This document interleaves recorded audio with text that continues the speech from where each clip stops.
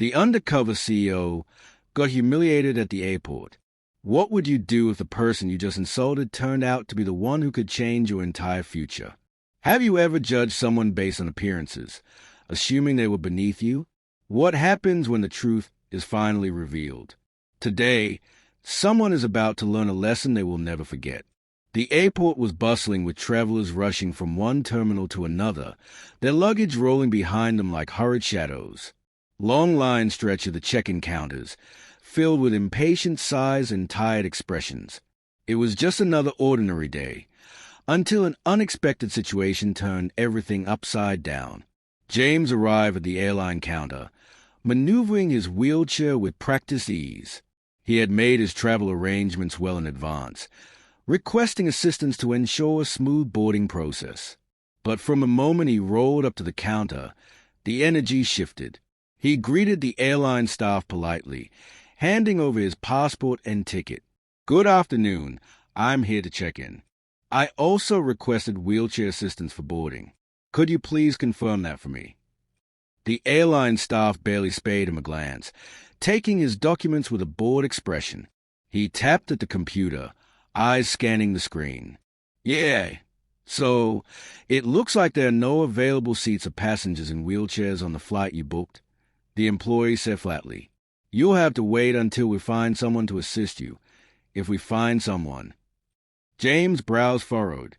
"But I confirmed my reservation and the need for assistance weeks ago. There must be a mistake. Is there any way?" A sharp voice cut through his sentence. "This is unbelievable. Why should all of us be delayed because of him?" A woman in line complained, crossing her arms. "I have a meeting in an hour. Can't you sort this out faster?" A few others murmured in agreement.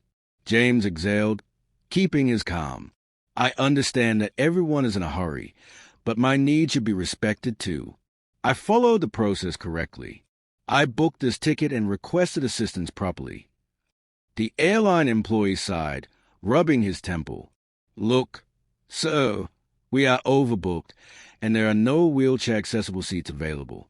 There's nothing more I can do. You'll have to wait and see if something opens up." The line of passengers grew restless. "Seriously?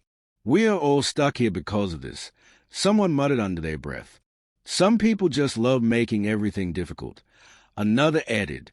James gripped tighten on the armrest of his wheelchair. He had dealt with this kind of treatment before, but it never got easier. "I just need a little help. If there's anything you can do, I'd really appreciate it." "I told you already," the airline worker snapped, his tone sharper. "You'll have to wait. Now, please wheel yourself to the side so I can help the next customer."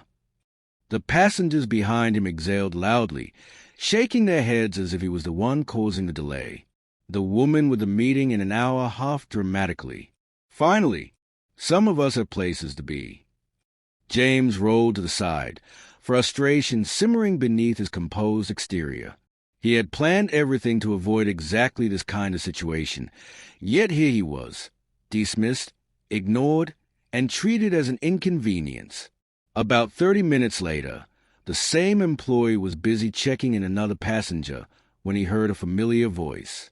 "Hello again." The employee barely looked up. "So, I already told you, there's nothing I can do." Then he stopped. Something was different this time. The man in the wheelchair wasn't just a regular passenger animal. His posture, his presence, something about him commanded attention. "I think you'll want to listen to me this time," the man said calmly, "because I'm not just any passenger." The employee frowned. "What do you mean?" With slow, deliberate movements, the man reached into his jacket and pulled out an ID card. He held it up for the employee to see. The staff member's face drained of color as he read the name and title. The man in the wheelchair, the one he had dismissed, the one he had treated as an inconvenience, was none other than the CEO of the airline. The employee stammered, his mouth opening and closing as if trying to find the right words. "You're joking. This is a prank, right?" "No," the CEO said, his tone unwavering. "I'm the CEO of this airline. And today, I've been evaluating our customer service and inclusivity. The room went silent. Nearby passengers who had complained earlier were now shifting uncomfortably. The employee swallowed hard. Wait! So, this was a test? To see how we treat passengers? Exactly. The CEO's gaze was steady, piercing, and I'm disappointed. The employee's hands trembled. I was just following protocol. We were overbooked, and there weren't any wheelchair-accessible seats left. What was I supposed to do? It's not just about the seats, the CEO replied. It's about how you treated me. You were dismissive, unprofessional, and unwilling to find solution. Instead of handling the situation with care, you treated me as if I were a burden. The employee's face flushed. I didn't mean to. It was a busy day. Things slipped through the cracks. The CEO nodded slowly. I understand that some days are tough, but respect and professionalism should never slip through the cracks. The employee looked around, realizing that everyone was watching. So, what happens now? The CEO's expression remained unreadable. We have a zero-tolerance policy for this kind of behavior. The employee's eyes widened. Wait, you're not saying. You're being terminated, effective immediately. Panic set in. Sir, please. This job is my livelihood. I can change. I'll take training again. Just give me one more chance. It's not just about training, the CEO said firmly. It's about attitude. And I need to set precedent. The employee's shoulders slumped. This isn't fair. I never thought one bad day could ruin everything. The CEO's expression softened slightly. Maybe next time, you'll think twice about how you treat others.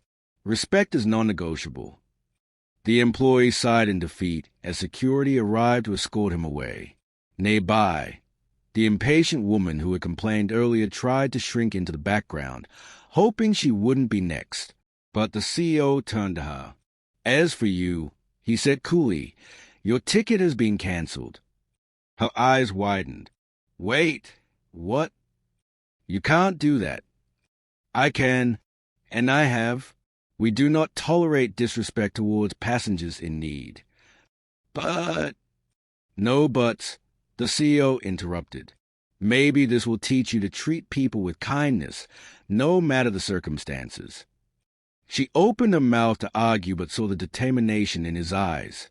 Defeated, she grabbed her luggage and stormed away, her flight plans destroyed. As the CEO finally checked in, he sighed, shaking his head.